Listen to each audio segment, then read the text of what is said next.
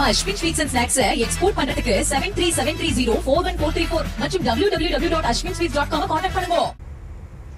அன்புமணிதான் பாமகவின் தலைவர் என அங்கீகரித்த தேர்தல் ஆணையத்திற்கு எதிராக டெல்லியில் போராட்டம் நடத்திய ராமதாஸ் தரப்பு தலைக்கு 500 ரூபாய் கொடுத்து வடமாநில இளைஞர்களை இறக்கிவிட்டு கூட்டம் காண்பித்தது சமூக வலைதளங்களில் கேலிக்குள்ளாகியுள்ளது.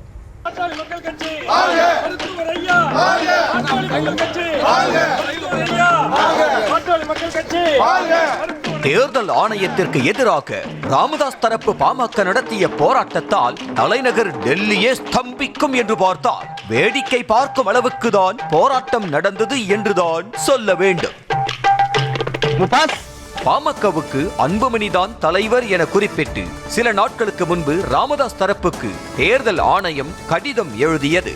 பாமகவிற்கு யார் தலைவர் என நீடித்து வந்த குழப்பத்திற்கு முடிவு கட்டும் வகையில் தேர்தல் ஆணையத்தின் கடிதம் இருந்தது.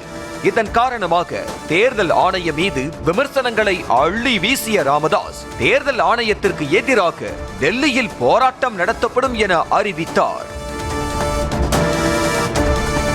டெல்லியின் ஜந்தர் மந்தர் பகுதியில் ராமதாஸ் தரப்பு பாமக எம்எல்ஏக்கள் ஜி.கே. மணி, அருள் உள்ளிட்டோர் தலைமையில் நடந்த இந்த போராட்டத்தில் இந்தி பேசும் வடமாநில இளைஞர்களை இறக்கிவிட்டு கூட்டம் காண்பித்ததுதான் ஒரே கொடுமை.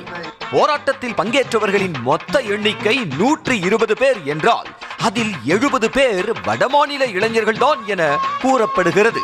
வந்திருப்பவர்கள் வடமாநில இளைஞர்கள் என தெரியக்கூடாது என்பதற்காக ராமதாஸின் முகமூடியை போட்டுவிட்டு அழைத்து வந்தது அப்பட்டமாக தெரிந்தது. தமிழ்நாட்டிலிருந்து ஆட்களை அழைத்து சென்றால் செலவு எகிரும் என கணக்கு போட்டு அங்கேயே 500 ரூபாய் பேட்டாவுடன் ஆர்ப்பாட்டத்தை முடித்துக் கொள்ள நினைத்தார். அந்த ஆர்ப்பாட்டம் இப்படி மண்ணை கவ்வும் என்பதுதான் நிஜம். அரை நூற்றாண்டு கால போராட்ட போராளி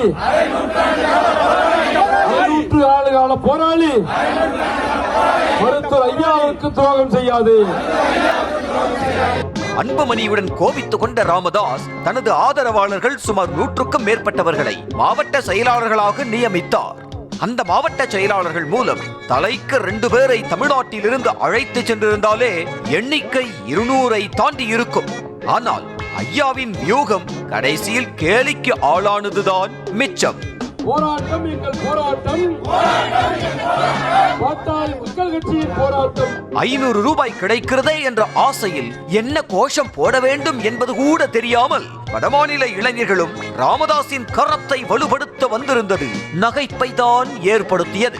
மூத்த அரசியல்வாதியாக இருக்கும் ராமதாஸ் தனது அரசியல் அனுபவத்தில் எவ்வளவோ கூட்டத்தை பார்த்திருப்பார். ஆனால் தனக்கே இப்படி ஒரு நிலைமை வரும் என நினைத்திருக்க மாட்டார். மொத்தத்தில் டெல்லியில் ராமதாஸ் தரப்பு நடத்திய ஆர்ப்பாட்டம் பெரும் அக்கப்போர்தான். உனக்கு 5 ரூபாய் வேணுமா வேண்டாமா? வேணும்டா. அப்ப சொல்லு. இந்த படை போதுமா? இன்னும் கொஞ்சம் வேணுமா? உனக்கு வேற வேலையே இல்லையாடா?